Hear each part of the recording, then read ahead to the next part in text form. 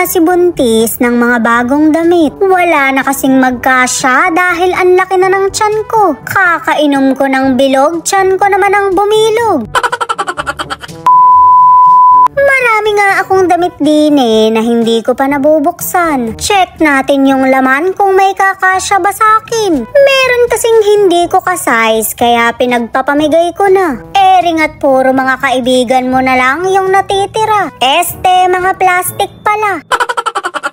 O diba, labas ang kurikong ko dito. Medyo matangkad kasi ako, kaya i-let go ko na. Medyo bumubukol na rin kasi yung puson ko, kaya ayoko na ng sakat na sakat. Shoota mare, nagpapayat pa man din ako.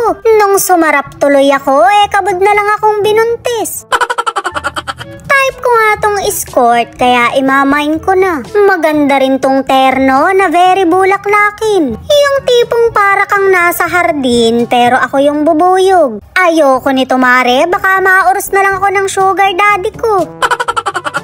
Kasya naman siya, pero medyo kinulang sa future. Wala pa akong pampadagdag, kaya i-let go ko na rin. Pangarap ko nga sana yon, pero ayaw akong payagan ng sugar daddy ko. Kontento na raw kasi siya sa 2 kalamansi ko. Ang mga tipo daw talaga niya yung kumikikik. Shoota mare, mga panabong na manok pa rin.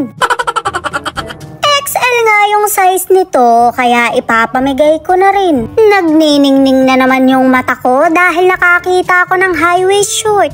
Ring at saktong-sakto sa akin, kaya imamain ko na rin. Kagandahan naman sa mga pinagbigyan ko, hindi sila reklamador. Kahit na isukat ko na, okay lang sa kanila. Hindi nila pinagkakalat na amoy punja.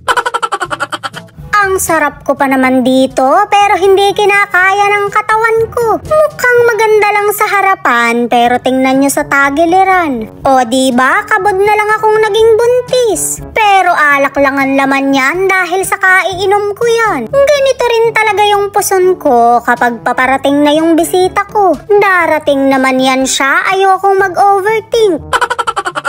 May palong gown pa nga rin pero hindi ko naman magagamit. San ko naman masusuot to? Naglilinis lang ako ng bahay. Yung tipong maghuhugas ka lang ng plato pero naka-long gown ka pa. Dati ba akong bugok?